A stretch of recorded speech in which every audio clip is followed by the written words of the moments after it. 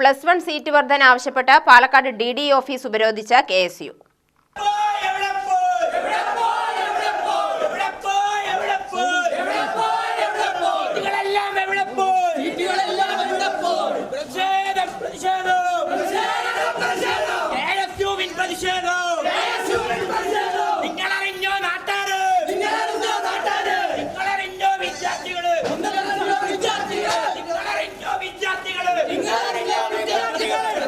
മലബാർ മേഖലയിലുള്ള അവഗണന അവസാനിപ്പിക്കണമെന്നാവശ്യപ്പെട്ടാണ് KSU ജില്ലാ കമ്മിറ്റി DDE ഓഫീസ് ഉപരോധിച്ചത്.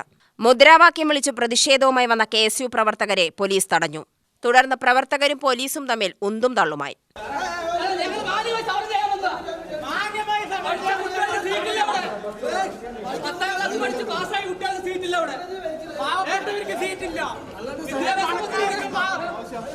വിദ്യാഭ്യാസ മന്ത്രിക്ക് രാജിവെക്കട്ടെ.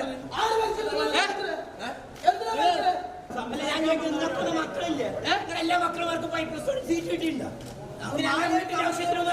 മക്കളും പഠിച്ച് പാസ്സായിട്ട് നിങ്ങൾ പ്രതിഷേധം പ്രതിഷേധം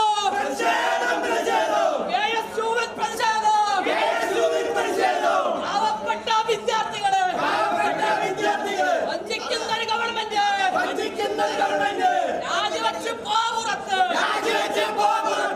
തുടർന്ന് 4 പേരെ മാത്രം DDE ചർച്ചയ്ക്ക് വിളിച്ചു. തുടർന്ന് DDE സെലീന ബീവിയുമായി KSU പ്രവർത്തകർ ചർച്ച നടത്തി.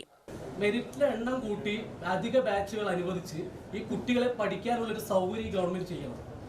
നിങ്ങളൊരു ഉദ്യോഗസ്ഥർ നിങ്ങളൊന്ന് ഇതൊക്കെ ഒന്ന് പറയണം. വിദ്യാഭ്യാസ പരാതി എഴുതി തന്നാൽ ഞങ്ങൾ പരിഹരിക്കുക, എപ്പോഴെങ്കിലും പരിഹരിക്കുക എന്നുള്ളതല്ല. ഈ വർഷം ജോയിൻ ചെയ്യാൻ പറ്റിയില്ലെങ്കിൽ ആ കുട്ടികളുടെ വിദ്യാഭ്യാസത്തിന്റെ ഫ്യൂച്ചർ എന്താണ്? അവർക്ക് +1 അഡ്മിഷൻ കിട്ടുന്നില്ല, അവരെന്ത് ചെയ്യും? പാവപ്പെട്ട കുട്ടികൾ എന്ത് ചെയ്യും?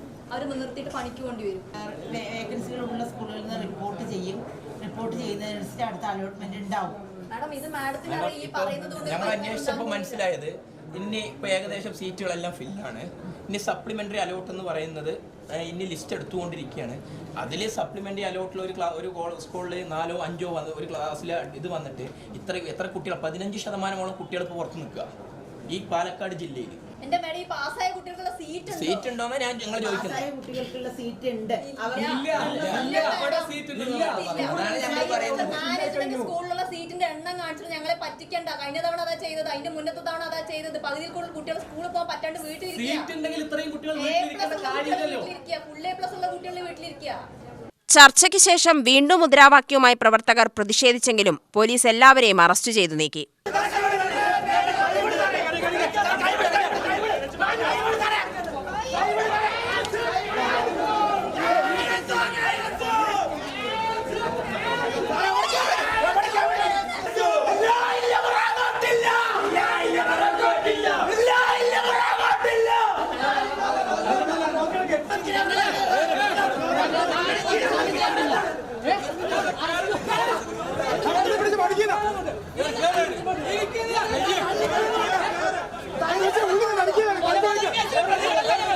KSU സംസ്ഥാന സെക്രട്ടറിമാരായ അജാസ് കുഴൽമന്നം, ഗൗജ വിജയകുമാർ, KSU ജില്ലാ പ്രസിഡന്റ് നിഖിൽ കണ്ണാടി എന്നിവർ പ്രതിഷേധത്തിന് നേതൃത്വം നൽകി.